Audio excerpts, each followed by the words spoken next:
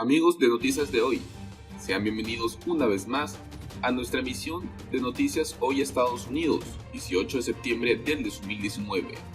Si nuestro contenido te parece de tu agrado, te invitamos cordialmente a que te suscribas a este canal y que nos apoyes compartiendo este video. No te olvides de dejarnos tu opinión en la caja de comentarios.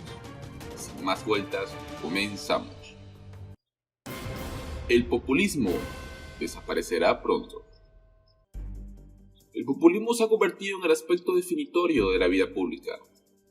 Adopta una narrativa de víctima quejumbrosa con la que enfrenta al pueblo contra las élites.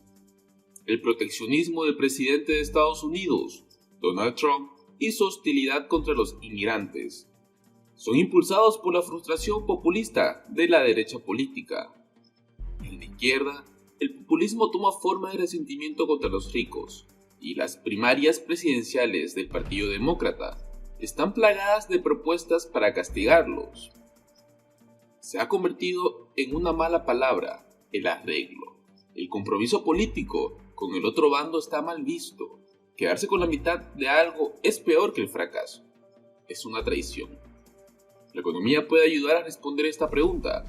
En un artículo del año 2016, los economistas alemanes Manuel Funke, Moritz Schurlax y Christoph Trebesch estudiaron las ramificaciones políticas de las crisis financieras, construyeron y analizaron un conjunto de datos que cubrían más de 800 elecciones en 20 economías avanzadas, entre ellas incluidas las estadounidenses entre 1870 y 2014.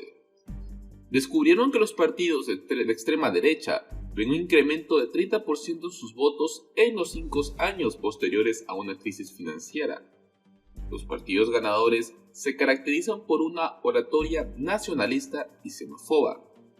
La más reciente crisis financiera concuerda con ese patrón, puesto que la votación de los partidos populistas de extrema derecha ha crecido más del doble desde 2008 en Francia, el Reino Unido, Suecia, Finlandia, Países Bajos, Portugal y Japón. Especialmente desde la Segunda Guerra Mundial encontraron los economistas las crisis dificultan al gobierno y están relacionadas con las mayorías más pequeñas para el partido en el poder, un fortalecimiento de la oposición y una mayor fragmentación política. El número de partidos representados en los parlamentos aumenta. Desde 1950, más de un partido adicional en promedio ha entrado a la legislatura en el periodo de 5 años posteriores a una crisis financiera. Las protestas callejeras, los disturbios y las huelgas son más frecuentes. En contraste, esto no se ve tanto en las recesiones que no son causadas por crisis financieras.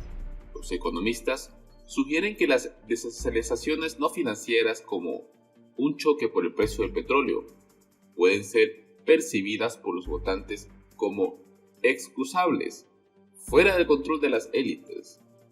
Las recesiones financieras, por su parte, pueden ser percibidas como el resultado de fallas de política y otras decisiones de la élite.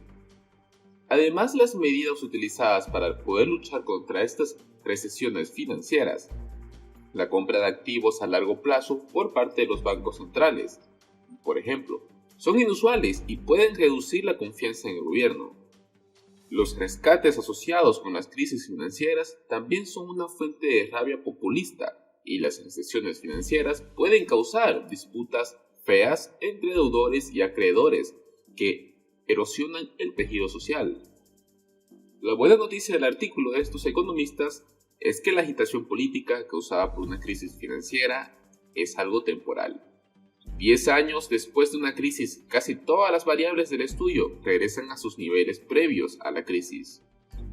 Estados Unidos salió de la crisis de 2008 hace poco más de una década.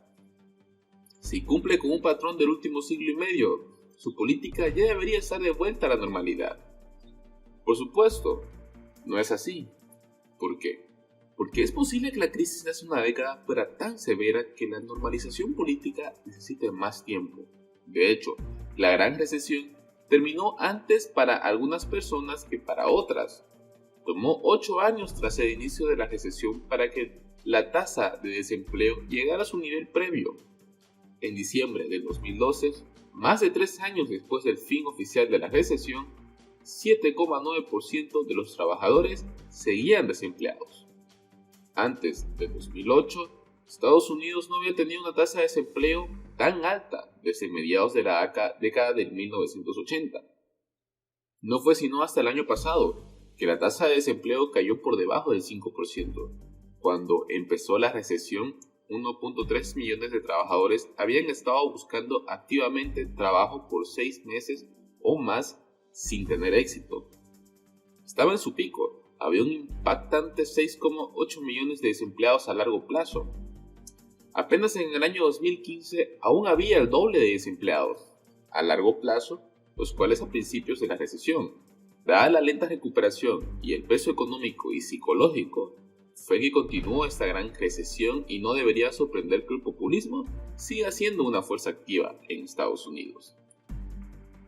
No obstante, otro argumento para la resistencia del populismo es el fracaso de sus políticas para cumplirle al pueblo estadounidense. Un ejemplo es la guerra comercial que tiene Trump contra China, lo cual no ha generado un resurgimiento rápido de los trabajos de manufactura en Estados Unidos. Ni siquiera ha reducido el déficit comercial. Los déficits comerciales mensuales promedio fueron más altos en el año 2018 y 2019 que en estos años previos. Y como predijeron sus críticos, la guerra comercial ha reducido los ingresos nacionales y ha aumentado los precios al consumidor. Si un demócrata llega a la Casa Blanca en el año 2020, es probable que se desarrolle una dinámica similar. Es difícil imaginar, por ejemplo, que la abolición de los seguros médicos privados logre las mejoras a la salud que prometen estos defensores. La realidad económica es un factor poderoso en la política. Y si se le da el tiempo suficiente, el fracaso de las políticas populistas no será una excepción a esta regla. De hecho, estas políticas ya son cada vez menos populares. En una encuesta que se realizó en la ABC News y el Washington Post, el 56% de los participantes desaprobaron la manera como el presidente ha manejado las negociaciones comerciales con China. Solo un 35% la aprobó. Un 43% creía que sus políticas comerciales y económicas incrementarían el riesgo de recesión, y menos de la mitad aprobó su gestión de la economía. 60% estaban preocupados de que la guerra comercial con China aumentara los precios. Entonces, no nos preocupemos por el populismo y no exageremos en el tema. La izquierda no debería utilizar el código tributario como una arma para poder castigar a los ricos, y la derecha no debería retirarse de sus compromisos de larga data con el libre comercio, los mercados libres, la responsabilidad personal y la apertura al mundo. La amenaza populista solo requiere una respuesta mundana: la paciencia.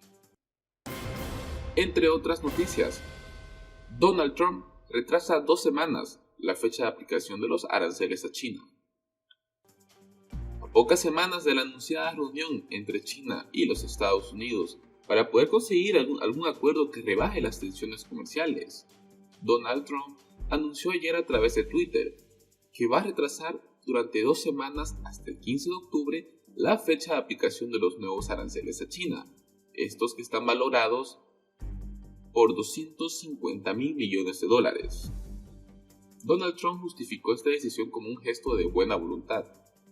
Esto en respuesta a una solicitud del viceprimer ministro chino, Liu Yi, con el motivo de la celebración del aniversario número 70 de la Revolución Popular, esta que ha sucedido en el año 1949.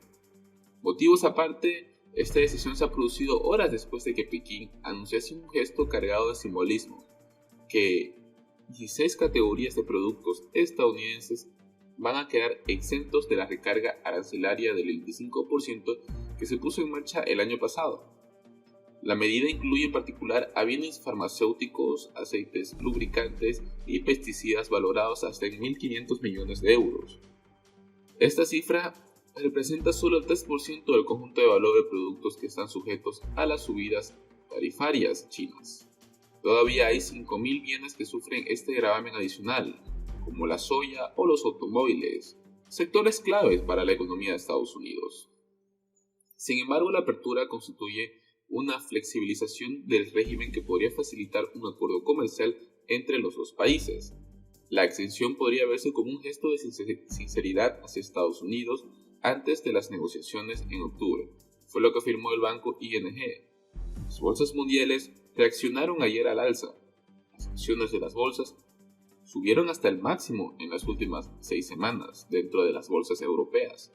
Pekín también informó ayer que los fondos globales ya no van a necesitar la autorización administrativa para poder adquirir acciones chinas o bonos y eliminó el techo de límite de importe de hasta $300.000 millones para las operaciones transfronterizas.